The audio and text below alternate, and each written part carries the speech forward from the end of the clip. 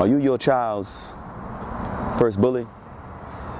Beating them for miscommunications is your domination rooted in epigenetic echoes from the plantation. Would there be a confrontation if you weren't given personal space? Just like me, you recently cut your locks. Oh yeah, you cut your locks too? Yeah, I was like right here. Oh, I cut them right before I came down here, man. No, for real? 17 years. I was at 7. Yo, why you cut it? I was about to, so I was at the point where every organism is based off of the womb, the reproductive system. So they're not attacking men, they're attacking women by removing the man. What's up, visionaries? I am Visionary Price. We are at the Visionary Place. Make sure you like, comment, and subscribe. That's the only way we're gonna be able to keep this going. This one is for the visionaries. Everybody go through things and looking for a way out. This your way out. So tap in for sure. This for us. Let's go, visionaries.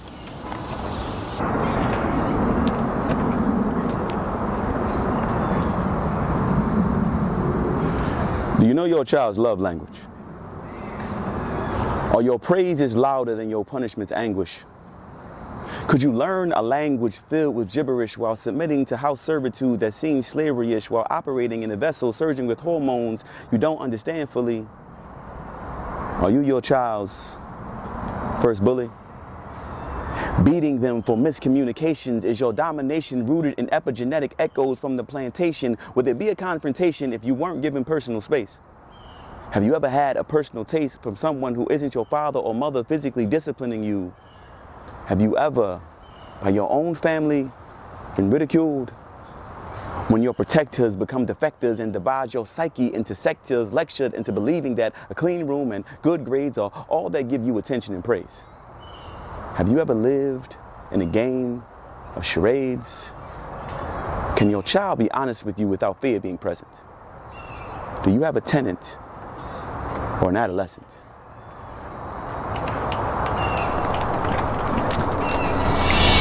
Hey y'all, hey, and welcome. If you like what it is that you see, like, comment, and subscribe. You can follow Visionary Price, the amazing visionary behind all of this, and follow myself at Miss We Care. We got more content coming, guys. Yeah. What's up, y'all? It's Visionary Price. We are at the Visionary Place out here in nature. It's so beautiful, right? Yeah, definitely. Yes, sir. Today, I'm gonna just introduce him. I'm sorry, I gotta do it. Yogi Jawn, Philly native? Philadelphia, yes. Philadelphia native. Philadelphia all What's day. What's up, my brother? What's going on, man? Hey, this type of guy right here, well, you're gonna have to pull out a book to, fully understand what this man is saying. I think he's very deep, dope, intelligent. Yeah. Oh man, I appreciate that, man. Thank you very much for that. How you doing, brother? I'm good, man. I'm good. Yes, sir. So the poem you spit today, Mm-hmm. it sounded like a reflective piece of parenting. Yes. Fatherhood, or is it parenting in the whole? It's parenting in general. So to get people to kind of question themselves without blaming them, right? Whenever we're talking in general, if I'm speaking to you and I add my ego into the communication, you may have a natural disagreeableness to it. When I remove the ego and ask questions, you answer the questions for yourself, and your answers to the questions make you judge yourself. So for those that may have missed that, what did that look like? So if I say to you, why are you doing that? And you say, I'm doing it because of da-da-da. Oh, well, what happens after that? Are you prepared for the consequence of what's going to happen if that doesn't go the way you want it to go? So I'm asking questions and there's no judgment. There's no like, yo, you're doing this dumb stuff and it's going to lead to this and da-da-da. Because now you're naturally, mentally going to fight back because I'm now challenging your will. You can't challenge somebody's will because their soul is it's literally your soul is the will, right? So if I'm putting my soul into something and you tell me I'm doing it wrong, I'm gonna want to do it again. I'm gonna do it myself. Right, because now you're trying to mess up my relationship. I'm projecting my soul onto something, and now you're telling me my soul is wrong. Now I have to fight you. I like because you see what I'm saying? Yeah. So it's never about teaching through a space of blaming, shaming. You know what I mean? I have to consistently make you aware. Make you aware. And then you teach yourself. You teach yourself. Right, because it's now that you giving them the option back in their hands. Just as quick as they was about to make that choice, make another choice. Right. I know where this goes. Yes. Right? You know? I know where it goes. I'm going to sit back and whisper wise counsel, and then I'm going to step back and let you learn the lesson, because some of us have to go through things the hard way for us to receive the lesson. So the hard things are not bad things. There is no bad energy. There's, where is this energy being placed? Is it in the right space? Coming up with that poem. You went to a place right there. Yes. What was that? So I have a son, Kingston. Kingston is 4 years old. He lives in North Carolina. I live in Philadelphia. I am literally parenting through the phone, and I don't get a lot of time to do that as well. I have a poem about that as well called FaceTime Daddy. But the relationship of how I wanted to parent, how I wanted to show up for him, and not being allowed to do that, and what he doesn't feel right now at all because he's a child. All he knows is his mother loves him, right? But what type of love she's giving him, and this is not to shame or blame her in any kind of way, because she's still in her journey. What she's doing later on, he's going to be angry at her because she cut him off from part of himself, which is me. So he needs to know that part of himself to understand himself. So when you cut that off, you're doing a grave injustice to the child. And it may seem like I'm protecting the child, I'm doing this, but it's not. It's selfish, and it's going to lead to him being the one to judge her later. I'm not even going to judge her. I have no reason to. I'm sensitive about the emotionality of I can't spend the time that I want to with my son. I can't pour into him the way I want to. But those things will happen over time. What's going to happen is when he gets older, and I say this because this is what actually happened with me and my mother. Because when I had my child's mother took him 2 weeks after he was born. I've seen him 5 times. He's 4 years old. I've seen him 5 times in person. And I realized that my mother did a similar thing. Not exactly the same, but she removed me from my dad's presence. And then my dad had to like jump through hoops and do all this just to show up as a father, right? And it's like, the disgruntledness of it that I went through with my mother and our relationship is, if you love someone, why would you do this to them? Why would you handicap me in a world where black men have to be around black men to be strong? They have to understand what it is. Why would you keep me away from the thing that you handicapped me? Yeah. And then you punish me for not having the lessons that I was supposed to get from my dad. So it's a big, for me, it was a big accountability thing on my mother's part of like, as an adult, I'm coming to you and stating my grievance, and she couldn't be accountable in the moment when I'm asking. And mind you, she was very super hard on me about being accountable as a child. So it's just this whole like loop around where like I'm becoming kind of the parent, my mother's becoming the child, and it's like a reverse of what happened. And it's so, you was able to experience 2 perspectives of the same thing, because it repeated. Yep. Honestly, I don't know, but it seems like that would be, I don't know. I wouldn't even describe the feeling. Like you've seen it twice in 2 different perspectives. It's difficult, man. Through your son's eyes and through your eyes. Right. And I have empathy pain for him because he's not experiencing that at all. He doesn't know what my relationship with my mother is, right? Or what relationship he's going to have later on with his mother. I thought my mom was super mom for most of my life. Like most of my life, my mom couldn't do no wrong. It wasn't until I became an adult and I'm looking at her with adult eyes that I'm like, yo, do you know how much you messed up? Do you know how much you like damaged your children because of something that you felt you were in your ego about with a whole person, not something you possessed. You know what I mean? Like and so that's the question that I often, when I do get a chance to speak to my child's mother, I question like, how do you want him to see you later on? Because that's going to matter. You getting all of this time with him, and you got him up under you and all of that. But later on, when he's a grown man, and he might have some missing parts in his ability to assess things because he's not around me, he's not getting poured into on this side, and you can't replace a father. Right. You can't. So you having that experience your son is experiencing right now, later in life, how did you take for your mom? Like, So I had to, one, recognize that she's not perfect. Every human being goes through this journey and the lessons, and sometimes we learn the lessons early on, and sometimes we don't learn the lessons until very late. I think that me and my mother are now in a space where we can have adult conversations, and from the adult conversations, there can be accountability, there can be a rebuilding of like the relationship, as me seeing her not as my mother, but as a human being, right? As a flawed person, because there's nothing my mother didn't do. Which is there's another part of the poem where I say, do you think food, electric, a place to sleep, and clothes on your back is love, my dear? Do you know prisons provide the same provisions, but there's no love in there? So what I'm saying is that she provided everything except for the need, the emotional need. that nature. Right. Exactly. So that in itself for me was like, I would have rather not had all of this stuff. And my mother did amazing stuff. I went to Catholic school for 16 years. You know what I mean? Like, never no food missing, never no power out. You know what I mean? Like, everything was always there. And that's the pleasure, the privilege I've had, is that I can complain about, oh, but I was missing the emotional stuff. You know what I mean?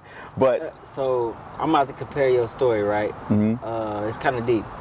But what your mom did for you is literally what black people are going through. You know what I'm saying? Like, everything's provided, so it's easy. But we missing the nature of ourselves. We don't want to go to a rabbit hole. We both are capable. Right. But I got you. If you can touch on that, like, do you see that? Like, yeah, 100%. Like, the balance, right? Yeah. When we talk about balance, what is balance? What does a human being need to survive? Nature and nurture, right? So when you talk about nature and nurture, nature is very hard, right? Nature is not soft. It's the nurture that's soft. Nature is the elements. The cold, the hard, the rough, it's the wet. Animals and reptiles and reptiles. And it's a representative of the masculine energy, right? Where it's like you get hard lessons, but the lessons that you get in nature, you need.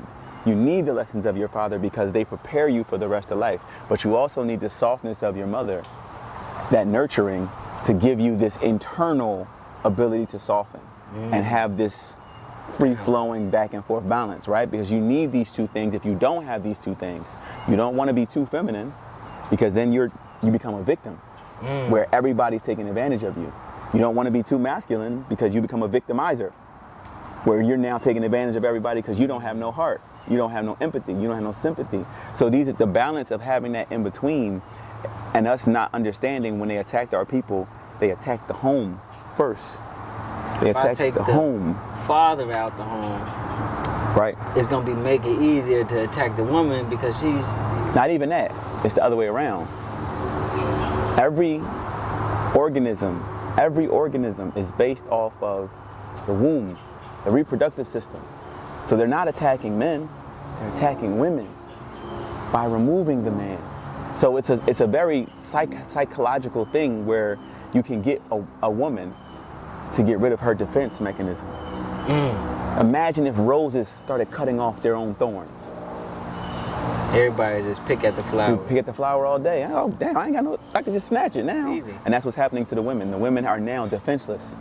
If you don't write a poem about that, please do right now. I'm serious. That is dope. But they're in their defenselessness, they don't recognize that you're attacking the very thing that's supposed to be defending you. Yep. So that relationship and what's crazy, I didn't mean to cut your wisdom. Women, they made it to the point where women now are actively releasing their roses themselves. The thorns, yeah. We don't have to do it. They gonna do it for us by saying, claiming titles like niggas ain't shit. Yep. I don't need no man. I'm a strong woman, a strong black woman. Right. You know what I'm saying? Which is essentially saying that I'm unbalanced. It's like saying like, I only need my right shoe. I don't need no left shoe. What? It's a pair. It's a pair. We are a pair. You don't get to separate this thing that's designed by nature. You have 2 lungs, 2 eyes, 2 ears, 2 nostrils. You think it's only everything just is 2, right? Everything is 2. Why wouldn't our relationship be 2? Yeah. So these are the things that, like, when you understand that, to say I don't need a man, you would never. Most men will never say I don't need a man or need a woman. They'll say I need more than one woman. Because they know, like, I definitely need another one at least, but I can do more. You will never hear men say I don't need no woman, because it's ludicrous to say I can only get to my highest point through you. Yeah. So this is the difficulty and the comfort. The comfort is I don't want to go through the difficulty. So I don't want to deal with the man and have to be accountable, because that means I have to grow. And if I have to grow, that's going to be hard. And if that's hard, it's going to make my brain hurt to try and grow in those ways. And it takes time, and I got to be diligent, and I got to study, and I got to be self-controlled, and all these different things that makes you a better person. They don't want to do that. Yeah. It's easy to be a princess. They don't really want to be queens. Queens are on a whole nother level of knowledge and awareness. Princesses want let me get the pretty stuff. I'm provided for without no effort, nothing. A queen can run shit without, when the king is away, the queen still lock it down because she understands the dichotomy of everything and how these relationships work.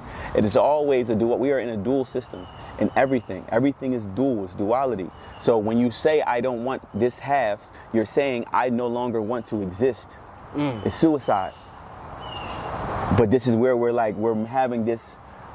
It took 400 years to create the psychosis that we have. We are self-destructing.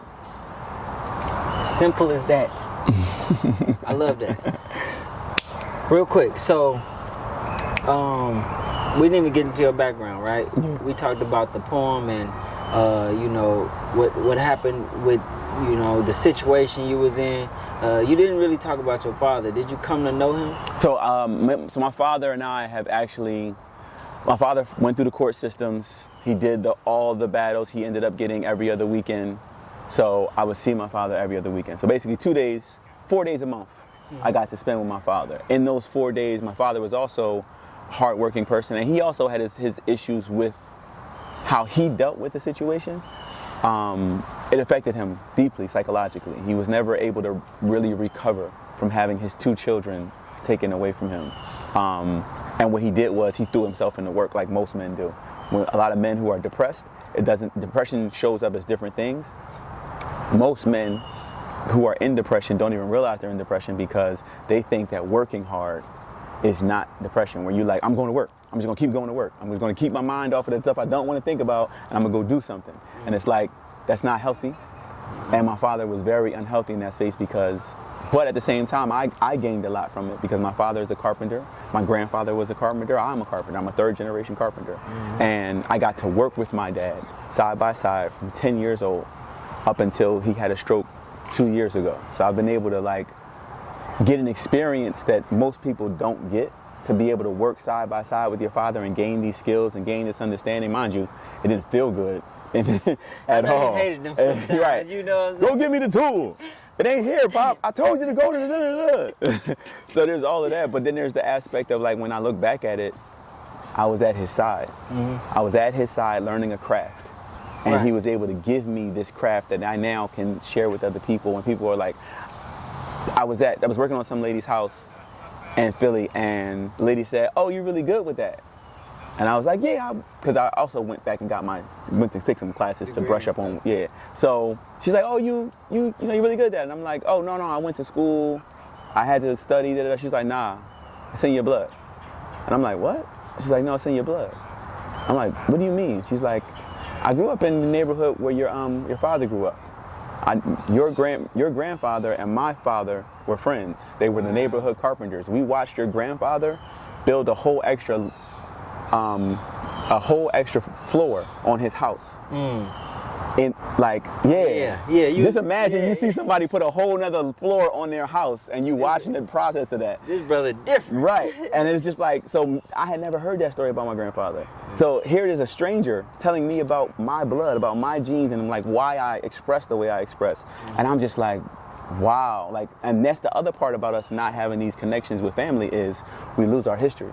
I should have known those stories because I should have had somebody telling me them from a childhood. You know what I mean? No, that's a fact. The stranger telling me is great, but had I should have heard it from my own people. So the documenting of the stories is super important, and that's what poetry is. Poetry is the documenting of where we are at a particular space, how we deal with it, how we get out of it, where we want to go, right? So it's the present, past, and future. You know what I mean? Fact. Yeah. So when we get into those spaces, it can just by documenting and writing it out, but also when you write stuff down, you're getting it out of your body. You're releasing the pain by making it into something else. You're transmuting the pain through transcribing, right? And so when you transcribe, you're taking it out of you, boom, and now it's here. Now I can look at the lesson objectively. I'm not experiencing it in me anymore. It's a part of me. It's right. like my baby. Right. And now I'm healing because I started the process. The process is identifying what the problem is. Right. You see what I'm saying? If I'm carrying it, I can't see it. It's just in me. But if I get it out, boom, all right, damn, that was the problem? All right, no, wait, let me look at it this way. Okay, let me look at it this way. Wait, let me flip that thing around. Let me see how, and once you start looking at things with this Rubik's Cube mindset, you start to see, well, that problem isn't really that. That came from that, and that came from that, and that came from that. My mother, when I figured out my mother, I really understood like why she operated the way she was, because she wasn't healed. But she wasn't healed because her mother wasn't healed. And and once I started recognizing where it's coming from, I'm no longer mad at my mom. It's not her fault. She's a victim of the same circumstance that I'm a victim of. You see what I'm saying? So it's like once you start to recognize there is no bad energy. There's only where it's placed. There's only lessons that are supposed to be learned, and when we don't learn them, we call that bad. Yeah. Nah, that's a great. Do you feel like you want to stop that curse, I want to say? I would like to heal it, but there is no stopping the human experience. We have to be chiseled away at. We have to struggle. We can only find our strength in struggle. Do you feel like it'll be at least a little bit better each experience? Say for instance, right, your kid grow up to have a kid, the same thing happens. Do you feel like it'll be a little better? I think the perspective, right? When you look at somebody who's doing kung fu and they're like punching, right? And till they bleed. They're not, ow, my hand hurts. Oh, I can't believe. No, they're like, I need to do this because this is toughening up my. So I'm going through the struggle to become stronger. Now, you can look at, here's an example. You could say, slavery was so horrible, or you could say, yo, we the toughest motherfuckers in the world. Because nobody else could have went through what we went through. And when we start recognizing that, and you know what I mean, and really, really getting into the history of that as far as a strength, as far as like, you can't break us. You can't break us. That's a fact. You tried. You can't break us. You tried your best, too. You tried your best. You're still trying, and you still can't break us. Yep. It's 400 years of slavery, of destroying the foundation, taking our tongues, all of that. And then on top of that, another 400 years of trying all these things to throw us off. And you still can't figure out why we dance, why we sing, why we love on each other, why we still aren't these broken people. I thought we put some in the food. I thought we got enough of them, right? Yeah, you can't do it. You know, and it's crazy. We still doing the same. We still the same people. We are the Native Americans.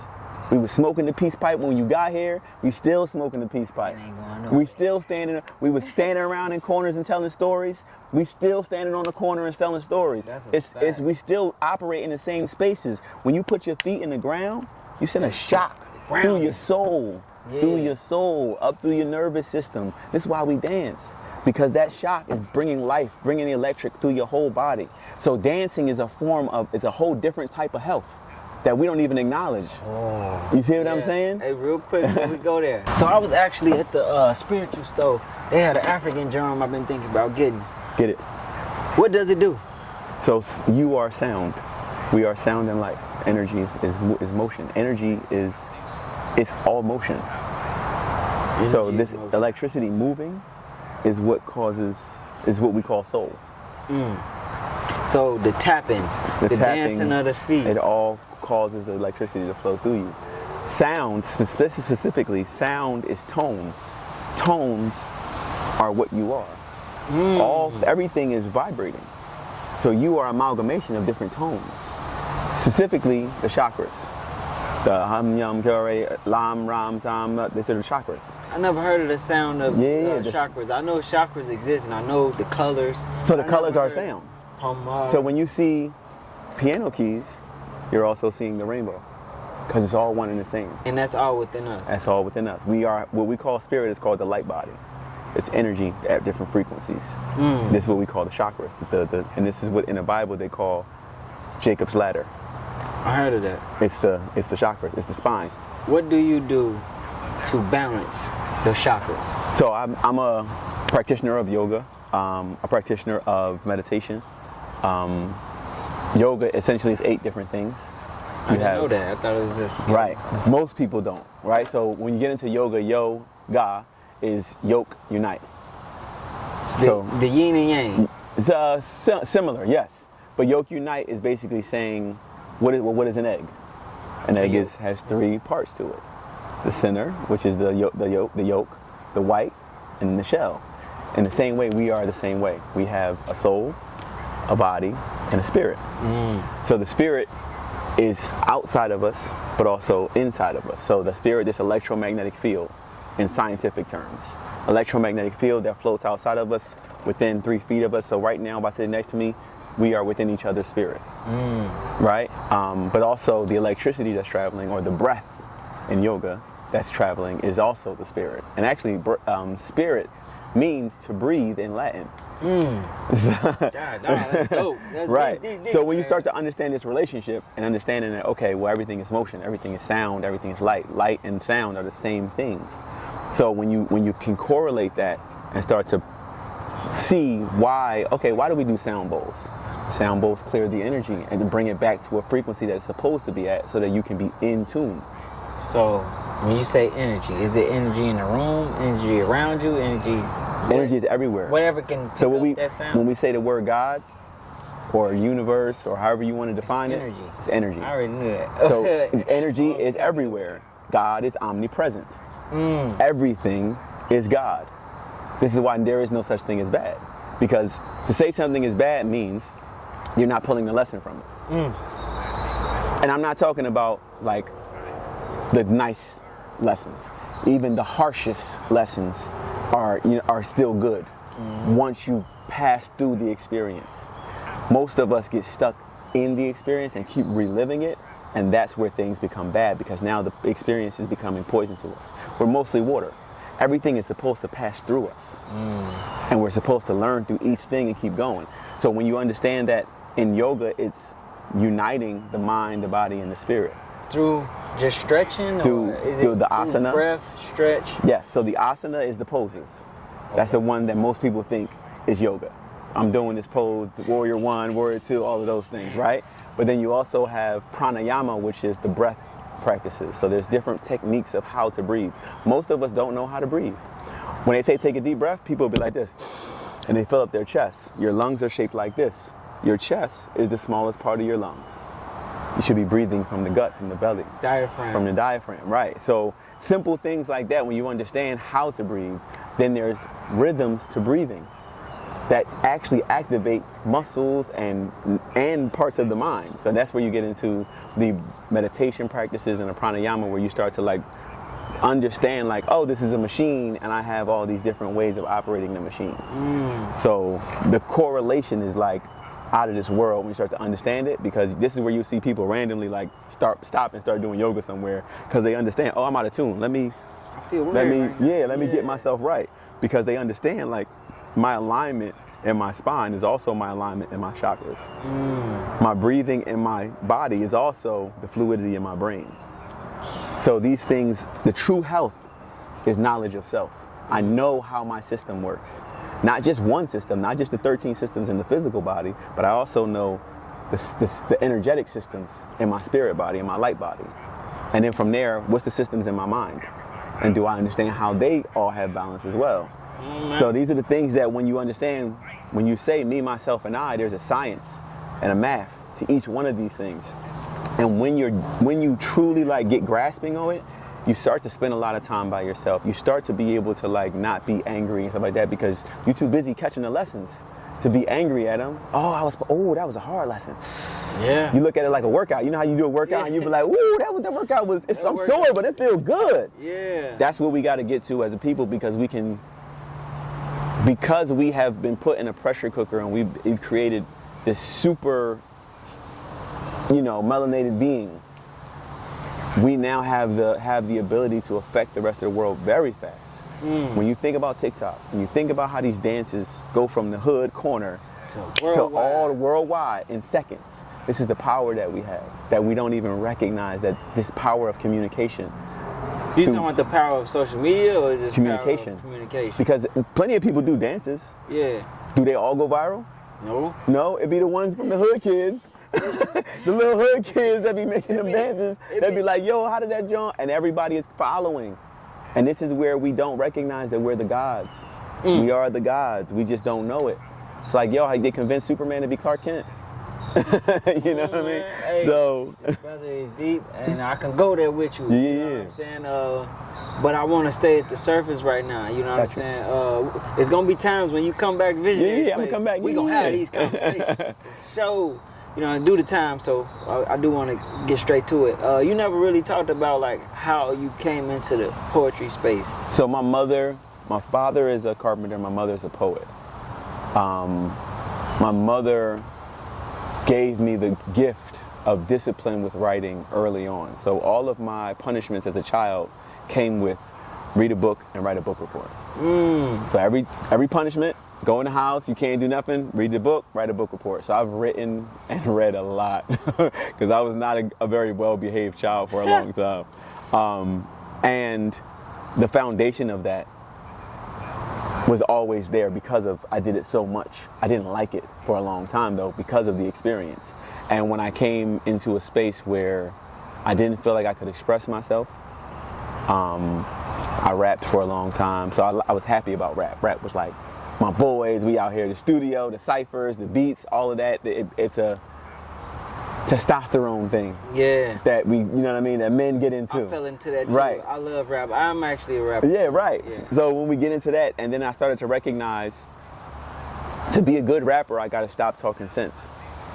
I have to talk about Talk about dumb stuff. the aggression and the dumb shit. Yeah. I can't make sense because if I make sense, it's going to make you slow down. And if I think you slow down, we're no longer talking about the beats and all of the movement. Yeah, you get deeper. Right, Now you it's like, got to sit and think. yeah. Right, and so when I was growing up, my favorite rappers was Nas and, you know, the people, Rakim, and all the people who made you think. Because I couldn't listen to a song and then be like, all right, that whatever. No, I got to go look some words up. Like, wait, where does that word, or what was that he was talking That's about? too much work. Right, and it's work. So when I recognized that I was the weirdo around my rapper friends because I had read more than them, and I'm like, yo, why would you make that decision? I could see the holes in your thinking. Like, do you understand that leads to you going to jail? Do you know what jail's going to do for you?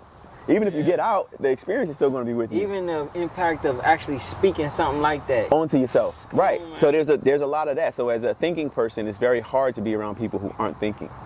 And when I recognized that, I was like, all right, I'm kind of done with music because I don't want to get paid to make people not think. But you would have got paid a lot. I would have. I could have. But Anyway. But so I had always wrote poetry-esque type of things. I used to be in a group with a guy named Anthony Riley. Anthony Riley's a great singer from Philadelphia. He and I were a group called Two Tone, and we basically were like a male version of Flowetry. And we had a falling out, not bad or nothing like that, but we just split as a group. He went on, did a bunch of stuff. Actually, he was on The Voice 5 or 6 years ago. He passed away. Rest in power. Rest in peace to him. But from there, I knew how to write because I was writing for him as a singer. So I went from rapping to writing R&B to writing cooks and all these different things to being able to sit in the studio. And I did all of this writing, and I wasn't expressing myself. I was writing a whole lot of it, but I wasn't expressing. It wasn't you. It was always somebody else's perspective. It wasn't my own. And it wasn't until my son was born and I was going through the pain and I didn't have any way to express it that I started writing poetry. And I was like, it was a very personal, selfish thing, was for me to get it out. And not understanding that me getting it out was going to help other people and what they needed to feel and what they needed to get out. So everything that I've written has always been for me and for my own therapy. Because at the time I couldn't afford therapy. So I was like, all right, I'm just going to be my own therapist. Yeah. So I started writing this stuff out, and as I'm writing it out, I'm adding in all these years of writing and creativity and you know, all these different literary terms and all of that stuff that I know how to do from all the lessons that I had already had that have been ingrained as a child. So now I get to pull from these skill sets of, I've been on the corner and been in ciphers. And Philly is one of the, you know, toughest cities to rap in. And if you can stand your ground in a cipher in Philly, you can stand your ground anywhere. So it was that understanding of like, now I have 15 years of rap. I have 20 years of you know, all of this educational literary stuff. You know that pen gonna be dead. And then when right. And then when I take that and I put it with my experience, it becomes a whole new thing, because now it's like the way that I go about it, I think, is much different than a lot of other people, because I'm trying to add micro creativities, not only in literary terms, but also in the angles that I'm taking about stuff, the mental spaces that I'm going into. So it causes people to have a good reaction. And I love the fact that people like the amount of work that I've been putting in, and they get to see, like, in one of my poems, I say, yo, he different. No, for sure, for sure. I could tell your story is so deep, unique. You know what I'm saying? You learned a lot from it. You know what I'm saying? And do you wish you had a therapist? Yes, I'm in the process of. So therapy in general, I think you have to find a good therapist. Similar to how some people have to find a good church. You don't want to force the comfortability of being able to express what you're going. It should be the same way you find your partner. Like it should be a natural fluidity, a natural, like, we have we're in tune. We're in tune. We're in the same vibe. It makes sense. Right, because otherwise it will be dissonance. It will be static. You will be challenging what I'm trying to express or something like that, or you would think you knew what the solution was without hearing the whole problem. You know what I mean? So that's a fact. It's a lot of that goes on. We're in a microwave world, right? Everything is fast. Yep. Some things take time. I personally feel like a relationship with your therapist should take time, because you want it to last. Yeah, right. And the problems are, however old you are, that's how long the problems have been happening. 400 years of problems. Right. So why should it be fast? Why should it happen? Why should it be fixed fast if it happened over a long period of time? Hopefully, I can fix it in a quarter of the amount of the time, right? But that's still a long time. Yeah. So, you know what I mean? Like, I really want to have a good relationship with somebody. And right now, I got a good relationship with my pen. That pen is therapy. You hear me? Yeah. For sure. And I do want to congratulate you. I believe you just became a deadly pen. No, I've been a deadly pen for 3 years now. So this is the third. I became, right before the first annual retreat, I became a deadly pen. So I'm in my 3rd year of becoming a deadly pen. It's well deserved. Not gonna lie. I appreciate that. When I was doing research on you, this ain't got nothing to do with the poetry aspect. You know, it got something to do with you. Just like me, you recently cut your locks. Oh yeah, you cut your locks too? Yeah, I was like right here. Oh, I cut them right before I came down here, man. No, for real? 17 years. I was at 7. Yo, why you cut it? I was about to, so I was at the point where I didn't necessarily like other people touching my hair, so I was retwisting my own hair. Mm-hmm. And I had let it go for a while because I was working projects, and I was like, yo, I gotta retwist it for the retreat. I gotta hurry up and get it done. And I was doing a bunch of stuff, and it got really late, and I'm like, yo, my flight is at 4. It's 1 in the morning, and I gotta start my locks. And I'm like, what do you wanna do? And I'm like, well, I wanna retwist my locks. And he's like, why? Because I wanna look good. Who you looking good for? The people. What about yourself? What's gonna make sense for you? Let it go to ego. I know I'm gonna get a reaction from the girls when I get this retwist. Oh, when I do, you know what I'm saying? And I just like, I don't need that. Why do I need that? I don't need that no more. I don't need the reactions. No, my words is, that's what's gonna speak for me. You know what I mean? And when I recognize that, it's like I am myself and attractive no matter what form I put myself in. Talk your shit back, man. You hear me? Everywhere, and that's what it really was about, was like the lesson of like killing vanity, attachment to like, this is how people see me, and this is what they know me for. And so I was becoming a form of myself, not me. I was becoming Yogi Jawn instead of the character. The character. Yeah. And I was like, no, that's not. I'm none of these things. I can show up and be me regardless of how I look, how I am. I'm always going to be me because it's my soul, it's my vibration that I'm on, and that doesn't. It can go in any container. That's right? Anywhere I go, I'm always going to be me.